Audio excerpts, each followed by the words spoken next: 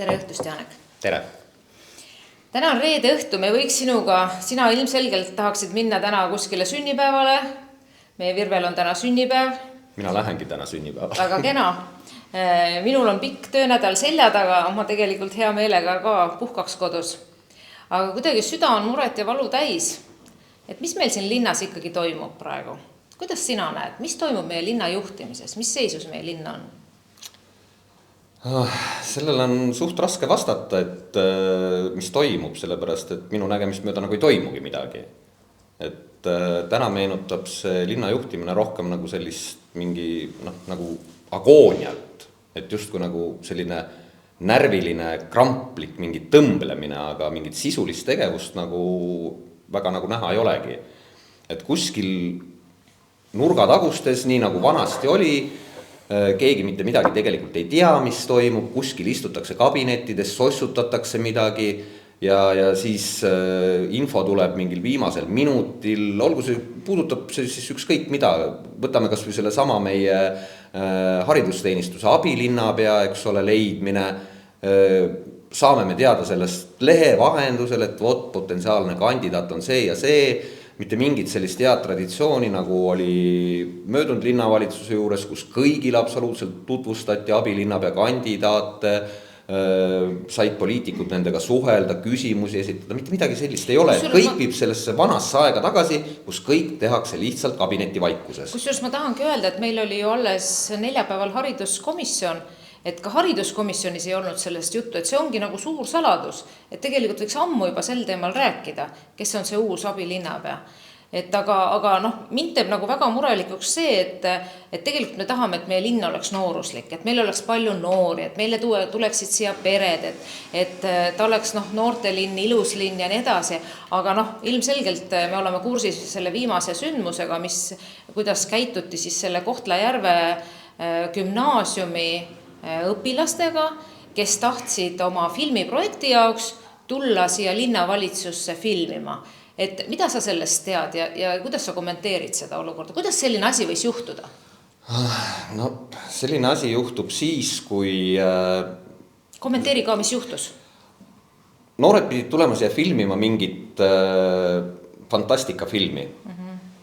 Ja tegelikult nad kirjutasid linnavalitsusse, leppisid kokku linnavalitsuse ametnikuga, käisid, tulid, vaatasid üle, kus nad filmida saavad, mida nad teha saavad ja siis klõps linnasekretär ütleb, et mitte mingit filmimist ei tohi siin toimuda. Et kellega on kooskõlastatud. Mida nad filmida tahtsid? Räägi, mida nad tahtsid? Kas nad tahtsid siis seest midagi filmida või mida nad tahtsid filmida? Nii palju kui mina tean, siis nad tahtsid keldrit filmida ja vist siis paari ametniku kabinetis. Okei. Aga mitte niimoodi, et nad seal oleks üksi olnud, nad oleks nende ametnikega ikkagi seal koos olnud, et nad ei ole oma pead sinna kabinetti. No ja siis keldriruume. Aga millest see nüüd tuleb, et niimoodi ära keelati see asi, siis see on see, minu jaoks on see vana nõukaaegne, see nomenklatuuri mentaliteet, mis on sellesse majja jäänud. Et kooskõlastus, iga samm peab olema kooskõlastatud. Linnavalitsuse hoone on avalik. See on avalik ruum, see on maksumaksja raha eest ülalpeetav ruum. Ja nemad üritavad siis mingitele kordadele viidata, mis on täiesti absurdne. Aga millega nad põhjendasid seda? Miks lapsed ei või tulla filmima? Tead sa, millega nad kooskõlastust ei ole. Kooskõlastust. Ja ei vasta kordadele. Millistele kordadele? Meil ei ole ühtkit sellist korda. Viidati linnavara valitsemise korrale. Linnavara valitsemise kord ei reguleeri sellist asja, kui keegi tahab tulla korraks ja kasutada ruumi seal 10 minutit, 15 minutit. See, kui lähtuda sellest nende loogikast, siis peaks olema kasutusleping iga inimesega sõlmitud, kes tuleb linnavalitsusametniku juurde kabinetti 15 minutiks või pooleks tunniks. Või kunstnikud, kes panevad siia galeriisse meile üles, eks ole, oma näituse, nad kasutavad linnavara. Kus on nende kasutuslepingud? Ma olen enam kui kindel, et mitte kunagi ei ole seda tehtud. See on mingi hirm, aga veel üks lahe põhjendus, mis selle juures oli see, et keldrit me ei luba filmima sellepärast, et kelder on koristamata ja see võib kahjustada linna mainet. Aga selline keeldumine ja noortest ülesõitmine see ju mitte kuidagi ei kahjusta linna mainet. Nii et see on muidugi hästi kummaline, et kui mina sellest kuulsin, siis mulle tuli, paratamatult, mul tuli silme ette see, kui Virve oleks linnapea. Ja pöörame korraks, fantaseerime seda, et kui oleks selline olukord, et Virve oma meeskonnaga oli linnapea ja nüüd tulid noored gümnasistid või põhikoolist või lausa võõrad noored kuskilt ja ütlesid, et proua linnapea, me tahaks teha siin filmiprojekti. Kuidas sina ette kujutad, mis juhtunud oleks? Ma arvan, et tavasüli oleks vastu võetud loomulikult. Absoluutselt. No ja ma tulen veel selle juurde, et möödunud suvel ju käis siin seda keldrit, mis on äärmiselt must ja koristamata, mis kahjustab linna mainet. Vähemalt 5-60 inimest ekskursiooni käigus ju seal keldris vaatamas seda. Just. Ja ma küll ei kuulnud pärast seda, et linna maine oleks kuidagi kahjustatud olnud. Absoluutselt, kui võtta avasüli vastu, näidata, mis on, kui oli hirm, et seal on, ma ei tea, koristamata või ma ei tea, tegelikult ma ütlen ausalt, ma ei ole seal keldris käinud, aga ilmselgelt, projekti jaoks vahest ongi vaja. Mina tean, et ka tudengid on teinud selliseid filmiprojekti, kui lähevad mingitesse hirmsatesse kohtadesse ja teevad seal mingi stseeni, aga kuskil ei ole kirjas, et see on see koht just nimelt, kus see on tehtud. Et pigem ma olen ka nõus, et see maine kahjustus terve rea noorte, ma ütleks tegelikult terve gümnaasiumi. See ju levib, noorte hulgas levib see sõnum väga kiiresti, et neid lihtsalt ei lastud tegelikult avaliku ruumi, linnavalitsus, mis peaks olema avatud kõikidele inimestele, pandi nende eest tegelikult lukku. No ja me räägime siin mitte ainult ju Kohtla-Järve gümnaasiumi noortest, kui me võtame, kes on nende juhendaja. Absoluutselt. Siis see ju jõuab varem või hiljem üleriikliku pressi, et milline suhtumine on Kohtla-Järve linnavalitsusel. Ehk siis juhendaja on Neeme kuningas, keda kõik Eesti kultuuri teadvad inimesed tunnevad. No absoluutselt, nukker, nutma ajab selline olukord. Aga nüüd ju alustatakse nõiajahti, nagu ikkagi vanale nomenklatuurine kohane. Süüdlane on vaja leida, kes on süüdi ja nüüd hakatakse seda süüdlast otsima, sest keegi on vaja risti lüüa. Endal ju julgust ei jätku, et öelda, andke andeks, meie eksisime, palun vabandust. Seda ei tule. Kõigepealt leitakse mingi süüdlane, lüüakse risti ja siis öeldakse, et aga nüüd tulge, me kooskõlastame. Täiesti. Ja, et sellest on muidugi väga kahju, et meie eestikeelne riigigümnaasium, need õppurid, kes on tulnud siia ja tegelikult kelle peal meil on hästi suured lootused, need noored inimesed, et nemad sellise kogemuse osaliseks said. Tegelikult minuni on jõudnud info, ma tahan sinuga jagada, ka taaskord meie ainus eestikeelne lasteaed, Kirju-Mirju. Ka seal ei ole midagi paremaks muutunud. Ehk siis tegelikult ma saan aru, et sinna määrati direktori kohusetäitjaks inimene, kes tegelikult on sellest ametist nüüd valmis loobuma ja selle asemel, et kuulutada välja konkurss selle direktori kohale, tegelikult otsitakse jälle mingit asendajat, et väga rahulolematud on need pedagoogid seal. Et nad on ka minuga ühendust võtnud ja öelnud, et nad väga murelikud ja kuigi lubati, et üks teatud ametnik nendega rohkem ei suhtle ja nad antakse teine ametnik hakkab Kirju-Mirjuga edasi tegelema, ikkagi ei peeta sõna ja selle konkreetse ametniku suhtes ei ole ka mingit järelevalvet korraldatud, nii nagu tegelikult linnapea lubas. Nii et selles mõttes mulle tundub, et praegu on löögi alla sattunud eestikeelne lasteaed, eestikeelne riigigümnaasium, pikka aega käib vaidlus haridusministeeriumiga, kuhu ehitada eestikeelne kool, taheti ehitada kuskile linna serva, nüüd õnneks haridusministeeriumi ikkagi väga kindla sõnumi toel, ma väga loodan, et see ehitatakse siia ikkagi kesklinna käidavasse kohta, et kuidagi kummaline on selle meie uue linnavalitsuse käitumine, et ta nagu üldse ei soodusta sellist eestlust, noorte arengut ja nii edasi, kuhu me nii jõuame siis?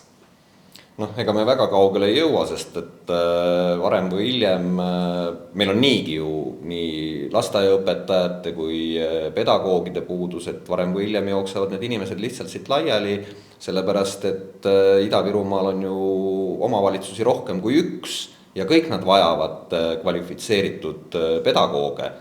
Ja kui meie linnavalitsus jätkuvalt niimoodi oma suhtumisega neid inimesi eemale peletab, siis ühel hetkel nad ongi kõik kas Jõhvis, Alutaguse vallas, Toila vallas, Lüganuse vallas, igale poole on vaja haritud inimesi ja pedagooge. Nii et siin on probleem, et aga nagu sa tead, meil ju kõik muutub efektiivsemaks ainult. Jaa, ma tahtsingi selleni jõuda, et tegelikult vabaneb kohe ju ka siit linnavalitsus terve hulk tublisid inimesi, kes on oma valdkonna professionaalid, kellel on väga hea eesti keele oskus, ehk siis tegelikult kuidas see nüüd siis juhtub, et mida sa sellest struktuurimuudatusest arvad, et väidetavalt muutub elu või töö siin efektiivsemaks, aga tegelikkuses lastakse terve hulk inimesi koondatakse ja kuigi öeldi, et nendega on räägitud, neid on teavitatud, siis ma olen kuulnud, et väga paljud on sellest lugenud pigem lehest. Et kuidas sa seda kommenteerid, et mis see siis nüüd on? No siin sa tead väga hästi, mida ma eile ütlesin volikogu istungil ja ega minu arvamus selles suhtes ei muutu, et tegelikult selle struktuuri muutusega mitte mingit sisulist muutust ei tule, sellepärast et nimetatakse ümber ainult ametikohti. Et minu jaoks ei ole üldse oluline, kas ta on linnavara peaspetsialist või on ta mingi teise nimetusega, kui ta teeb seda sama tööd tegelikult, mis tal seal ametijuhendis kirjas on, eks ole, et muuta lihtsalt neid nimetusi, see ei muuta esiteks kuidagi seda efektiivsemaks ja kui me vaatame koondatavaid, siis nagu ma ka eile juba ütlesin, volikogu istungil, siis sealt on ilmselgelt näha, et koondamise alla lähevad tegelikult kõik need inimesed, kes on kuidagi seotud kas siis opositsioonipoliitikutega, ükskõik millisel viisil on nad sõbrad, sõbrannad, mida iganes. Või siis on eelmise linnavalitsuse liikmetega seotud ja kuigi meile üritatakse selgeks teha, et siin ei ole mitte mingit poliitilist tagakiusamist ja kõik on puhtalt ainult selle pärast, et midagi efektiivsemaks muuta, no ei muuda sa mitte midagi efektiivsemaks. Et kõik need, ega siis inimesi peetakse, mul on selline tunne rumalaks. Et just kui nagu arvatakse, et ega keegi nii ei viitsi ennast kursis hoida, mis siin linnas toimub ja keegi väljapoole nagu ei näe. Et aga tegelikult ju need inimesed, ütleme, kes on tööotsingutel, kes sooviks võib-olla kohalikus omavalitsuses tööd teha, olgu peale ülikooli või ükskõik mida, ega need inimesed ju tegelikult hoiavad silma peal nendel omavalitsustel, et kuhu ta potentsiaalselt tahaks tööle minna, uurivad, mis seal linnas toimub, kes seal linnas võimul on, milline on olukord, eks ole, volikogus ja nii edasi ja nii edasi. Need inimesed uurivad, võib-olla tavakodanikule polegi see huvitav, eks ole. Ja nüüd nad loodavad, et nad saavad nendele vabanenud ametikohtadele siis endale ametnikke juurde või et siia kohe hakatakse tormi jooksma, kui inimesed tegelikult näevad, kuidas represseeritakse neid, kes ei ole siis kas nii lojaalsed või nii sõnakuulelikud või kellel on oma arvamus ja kes julgevad seda arvamust ka väljendada. Kõike seda nähakse tegelikult. Ja usu mind, ma ütlen sulle, et poole aasta pärast on siin asi veel hullem. Ja efektiivsusest ei ole siin mitte mingit juttu. Ma tahan öelda ka, et tegelikult need, mis nüüd ümber, et ma olen ka nõus ja ma ütlesin ka seda eilsel volikogul välja, et tegelikult oleks piisanud ametijuhendi muutmisest. Ja tegelikult efektiivsus on ka juhtimise küsimus. Ja siin on pigem siis probleemid juhtimises, et ainuke, mis ma olen nõus, et võib-olla tõesti me oleme ka varem rääkinud ja tegelikult rääkisime ka eelmise linnapea abil või ajal, et sellist juriidilist nõustamist muidugi hariduse valdkonnas on vaja, aga jällegi sellest oleks piisanud, kui panna see olemasoleva juristi ametijuhendisse ja teades, kui raske on leida tegelikult inimesi ja nüüd lastakse lahti tublid inimesed, kes on, ütleme ausalt, kogu selle aja seda tööd vedanud. Nad tegelikult, paljud neist olid tööl siis, kui tuli eelmine linnavalitsus ja tegelikult puhta laua said, selles mõttes nad pidid nullist alustama. Paljud olid need, kes praegu igapäevaselt teevad tööd, kui see võimul olev linnavalitsus tuli. Tegelikult tegid töö ära ju need ametnikud. Ega me ometi keegi ei usu, et linnavalitsus selle töö ära tegi. Ja nüüd lastakse need inimesed lahti. Kust võetakse need kompetentsed inimesed, kes valdaksid nii riigikeelt, kui teaksid, kuidas asjad käivad ja kuidas asjad meie linnas käivad. Ehk see on nagu, ma ütlen ausalt, et tegelikult ma ütlesin seda eile ja mulle tundub, et ka linnapea ei tahtnud seda asja ette kanda eile. Et tegelikult nad ei usu ise ka selle või selle õigsusesse või et see kuidagi muudab paremaks seda töökorraldust. Aga ma võin sulle selgitada, miks nad ei usu. Räägi. Nad ei usu sellepärast, et tegelikult suure tõenäosusega, ja ma pakun välja, et see on üsna kõrge, ei ole selle struktuuri muudatuse taga teps mitte linnavalitsus. Ma ei usu, et linna peal on sellisel kujul struktuuri muudatust üleüldse vaja. Siin on paar volikogu liiget konkreetselt, kes on selle taga, et seda struktuuri muudatust on vaja, siis tehakse mingid ametikohtade ümber nimetamisi ja siis kogu selle kupatuse valguses siis represseeritakse neid, kes ei ole nagu sobivad inimesed. Et elementaarne näide on see, nad arvavad, et me ei suhtle mitte kellegiga. Ja kõige markantsem näide selle kohta on see, et kui üks ametnik, kes siis jääb just kui nagu tööle tänu sellele uuele struktuuri muudatusele, küll nimetatakse ka tema ametikoht ümber, siis arengu- ja majandusteenistuse abilinnapea kurtis talle, et mult võeti nii palju inimesi teenistusest ära. Oota sõber, eelnõus on kirjas, et taotluse esitasid sina selleks struktuuri muutuseks. Ehk siis ta rääkis ennast ise sisse, ta pole ise mitte mingit taotlust teinud suure tõenäosusega ja taodelnud, et tema teenistusest inimesi vähemaks jääks. See on talle ette kirjutatud ja ta kurdab, et talt võeti nii palju inimesi ära. Kes sult võttis, kui sina taotluse kirjutasid? Järelikult keegi võttis ju.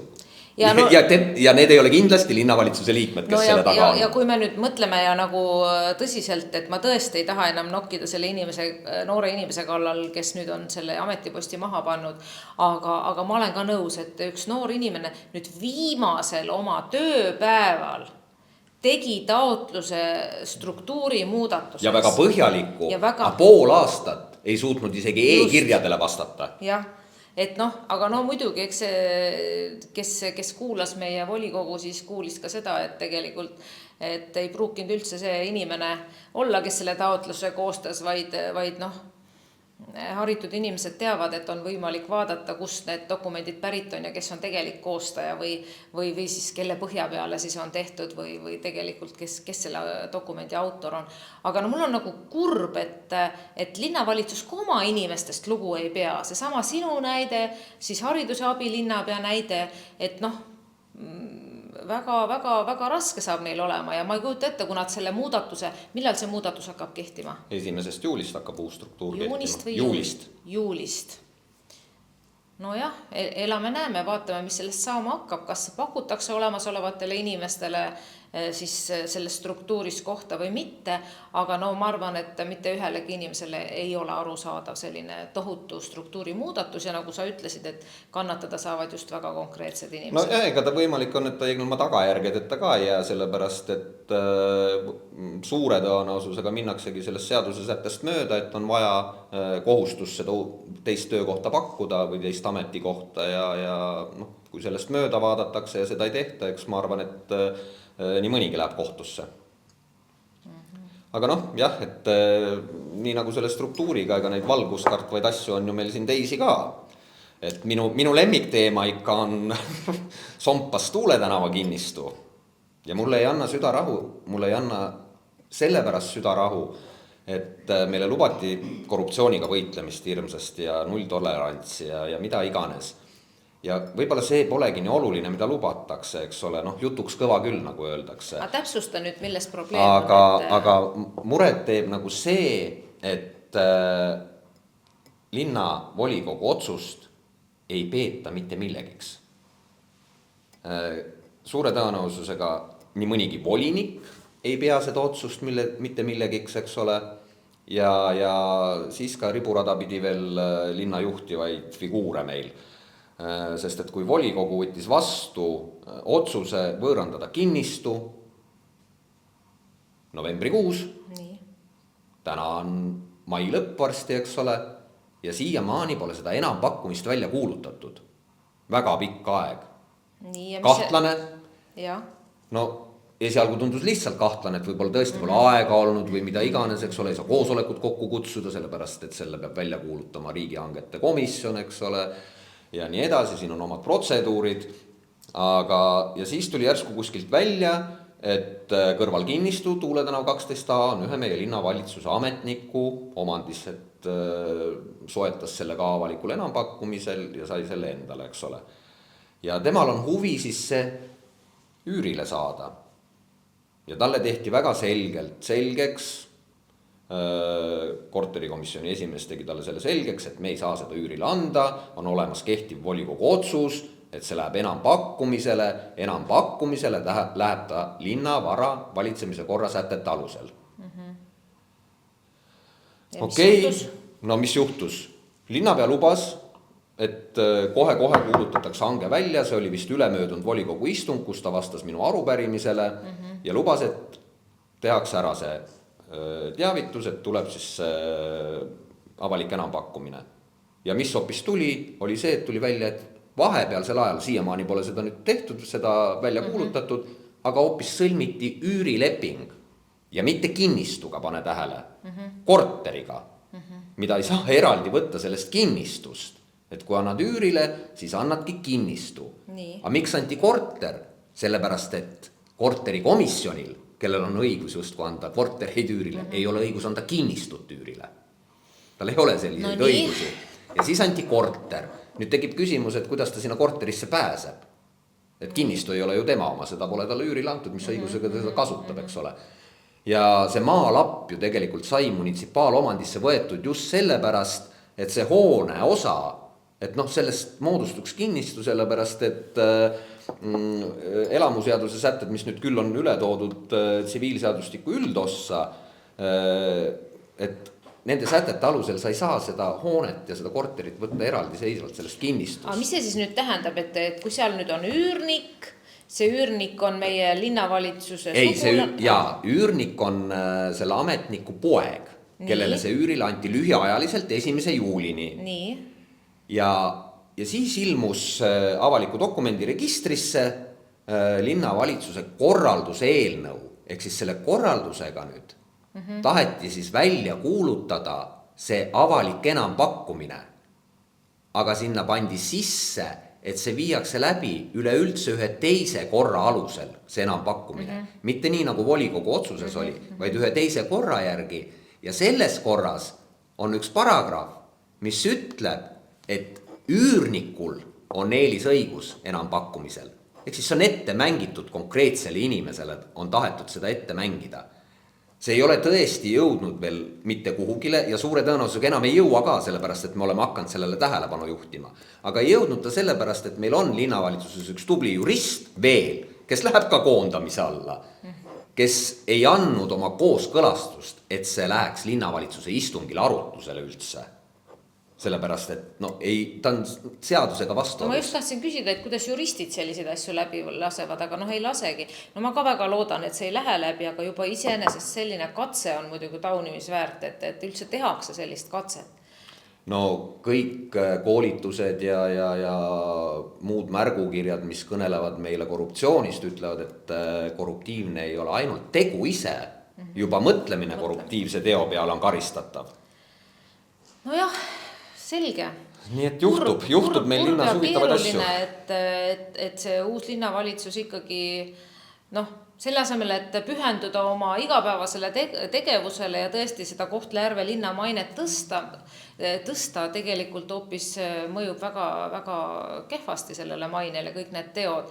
Sest ausalt öeldes, et kui vahepeal vähemalt oli natukenegi vaikust, siis nüüd on jälle ajakirjandus täis väga negatiivset infot meie linna ja linnavalitsuse kohta, ehk siis tegelikult seda loevad terve Eesti. Nii et tahaks ikka väga, et linnavalitsus ennast kokku võtaks ja hakkaks nüüd päriselt tegutsema, kui see on nende võimuses.